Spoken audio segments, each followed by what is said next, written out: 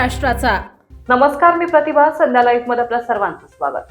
राज्य सरकारने जाहीर केलेल्या शेतकरी कर्जमाफी योजनेच्या अंमलबजावणीला वेग आला असून पुढील 2 दिवसात पात्र शेतकऱ्यांच्या खात्यावर कर्जमाफीची रक्कम जमा होण्यास सुरुवात होणार आहे, अशी माहिती राज्याचे कृषी मंत्री दत्तात्रय भरणे यांनी कोल्हापूर येथे पत्रकारांशी बोलताना दिली आहे. राज्य सरकारच्या वतीनं पहिल्यांदा छोटी आणि दुसऱ्यांदा साधारणतः 17 लाख शेतकऱ्यांना कर्ज माफीची यादी जाहीर केलेली आहे आणि केवायसीचं काम युद्ध पातळीवरती आहे सुरू आहे.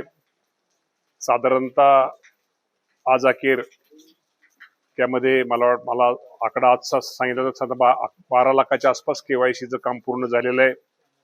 आणि जे शेतकरी यामध्ये इन्कम टॅक्स भरतात त्या शेतकऱ्यांची यादी आणि त्याचप्रमाणे काही शेतकऱ्यांची अपूर्व कागदपत्र अशी साधारणतः ह्या 2-3 दिवसामध्ये सगळं केवायसीचं काम पूर्ण होईल आणि येणाऱ्या 1-2 दिवसामध्ये कर्जमाफीची रक्कम शेतकऱ्यांच्या खात्यामध्ये यायला सुरुवात होईल. खरं तर एक राज्याचा कृषी मंत्री म्हणून या राज्याचे मुख्यमंत्री देवेंद्र फडणवीस साहेब असतील, एकनाथजी शिंदे साहेब असतील, सुनेत्रा वहिनी पवार साहेब असतील, मॅडम ताई असतील, या सर्वांचं एक राज्याचा शेतकरी कृषी मंत्री म्हणण्यापेक्षा एक शेतकऱ्याचा मुलगा म्हणून या अडचणीच्या काळामध्ये माझ्या शेतकऱ्यांना ही कर्जमाफी दिलेली आहे. आणि ही कर्जमाफी यादी दुसरी पण यादी लवकरच होईल आणि साधारणतः एकंदर 56 लाख शेतकऱ्यांपेक्षा जास्त शेतकऱ्यांना याचा लाभ होणार आहे. आणि यासाठी राज्य सरकारला 40,000 कोटी एवढी रक्कम ही मदत शेतकऱ्यांना आम्ही कर्जमाफीची देणार आहोत. खरं तर मगाशी मुख्यमंत्र्याचा आभार मी ह्यासाठी म्हणले कारण का आता कुठलीही निवडणूक डोळ्यासमोर नाहीये. निवडणूक डोळ्यासमोर नसताना सुद्धा माझा शेतकरी अडचणीत आलेल्या शेतकऱ्याला मदत करणं ही शेतकऱ्याची जबाबदारी होती. म्हणून मुख्यमंत्री आणि दोन्ही उपमुख्यमंत्र्यांनी या कामी माझ्या शेतकऱ्यांना मदत केलेली आहे. खरं तर मी या माध्यमातून सांगतो, शेवटी समाधान सगळ्यांचंच होऊ शकत नाहीये, परंतु त्यातही आपल्याला माहिती आहे गेल्या वर्षी अतिवृष्टी झाली. अतिवृष्टीच्या काळात सुद्धा या राज्य सरकारने आपल्या सगळ्यांना मदत केलेली आहे.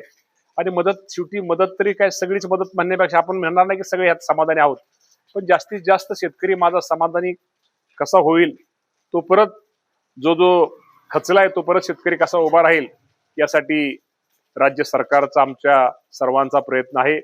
आणि निश्चित प्रकारे शेतकऱ्यांना लवकरात लवकर या कर्जमाफीची रक्कम ही दिली जाईल. यामध्ये काही तांत्रिक मुद्दे देखील आता उपस्थित केले जात आहेत. या सगळ्या कर्जमाफीमध्ये जे काही तांत्रिक मुद्दे आलेले आहेत त्यामुळे शेतकऱ्यांचं सिबिल खराब होईल अशा पद्धतीचे असं काही होणार नाही. कर्जमाफीच्या बाबतीमध्ये तुम्हाला एवढं सांगतो, जिल्हा मध्यवर्ती बँकेच्या बाबतीत तर अडचण अजिबात नाहीये. अडचण आहे ही राष्ट्रीयकृत बँकाच्या बाबतीमध्ये आणि हेरकट योजना किंवा काय योजनेच्या बाबतीमध्ये मी तुम्हाला एवढं सांगतो, आपल्या माध्यमातून शेतकरी बांधवांना सांगतो, समजा रक्कम जरी आपल्याला बँकेला कमी, माझं समजा एखाद्याचं 1 लाख रुपये कर्ज आहे आणि बँक आपल्या शासनाकडून साधारणतः 60,000 रुपये रक्कम आली, ते शेतकऱ्यांनी अजिबात विचार करू नये, हेरकट तसलं काहीच विचार करू नये. वरचे 40,000 रुपये हे बँकेने त्यांना माफ करायचे आहेत. आणि तसा राज्य सरकार आहे आमचा बँकेचा, त्याप्रमाणे आमचा करार झालेला आहे. त्यामुळे ती 40,000 रुपये ही शेतकऱ्याला त्याची ती माफी मिळणार आहे. त्यामुळे शेतकऱ्यांनी अजिबात काळजी करू नये. आणि एकदा ही कर्जमाफी झाल्यानंतर, ही रक्कम झाल्यानंतर साधारणतः दुसऱ्या दिवशी त्यांना शेतकऱ्याला आपल्या त्याच दिवशी म्हणलं तर शेतकऱ्याला नीलचा दाखला ना बाकीचा दाखला मिळणार आहे. आणि दुसऱ्या दिवसापासून त्याला पीक कर्जाचं नवीन वाटप हे निश्चित प्रकारे करायचं आम्ही सगळ्यांनी सूचना सर्व बँकांना दिलेल्या आहेत. कर्जमाफीच्या यादीत खरं तर नाव नसल्यामुळे 2 शेतकऱ्यांनी आत्महत्या केल्या. नांदेड जिल्ह्यातल्या लोहा इथली घटना आहे. कसं पाहता कृषी मंत्री म्हणून? या बाबतीमध्ये खरं तर शेतकऱ्यांनी थोडं यादी अजून 3 याद्या, ती अजून 2 याद्या लागणार आहेत, त्यामुळे थोडं थांबणं गरजेचं आहे. थोडी शेवटी संयम तर आपल्याला पाळावाच लागेल.